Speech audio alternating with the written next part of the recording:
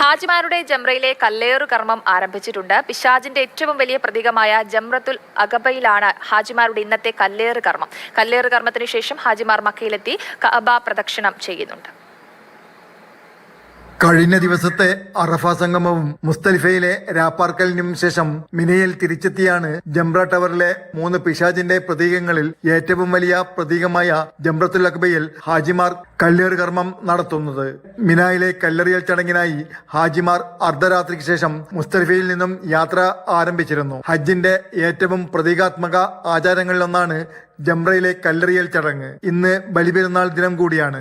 പ്രവാചകൻ ഇബ്രാഹിം നബി സാത്താനെ നിരാകരിച്ചതിന്റെ സ്മരണയുമായാണ് കർമ്മങ്ങൾ നടത്തുന്നത്. മിനായിൽ കല്ലെറിയൽ കർമ്മം നിർവഹിച്ച ഹാജിമാർ കഅബയെ പ്രദക്ഷിണം ചെയ്യുവാനായി മക്കയിലെ വിശുദ്ധ ഹറമിലേക്ക് പോകുന്നുണ്ട്. തുടർന്ന് തലമുണ്ടനം ചെയ്ത ശേഷം മിനായിലേക്ക് തന്നെ ഹാജിമാർ മടങ്ങും. ഇന്നടക്കം 3 ദിവസത്തെ കല്ലേറ് കർമ്മമാണ് ഹാജിമാർക്ക് മിനായിൽ നിർവഹിക്കുവാനുള്ളത്. ഹാജിമാരുടെ തിരക്കൊഴിവാക്കുവാൻ സൗദി അധികൃതർ വളരെ കൃത്യതയോടെ പ്രവർത്തനങ്ങൾ സംഘടിപ്പിച്ചിട്ടുണ്ട്. സുരക്ഷാ ഉദ്യോഗസ്ഥർ, ജനക്കൂട്ട നിയന്ത്രണ യൂണിറ്റുകൾ, വളണ്ടിയർ ഗൈഡുകൾ എന്നിവർ ഹാജിമാർക്ക് സുരക്ഷിതമായി യാത്ര ചെയ്യുവാൻ കഴിയുന്നുണ്ടെന്ന് ഉറപ്പാക്കാൻ റോഡുകളിൽ നിലയുറപ്പിച്ചിട്ടുണ്ട്. Jafar Ali Palakkode, Mathrubhumi news, Mecca.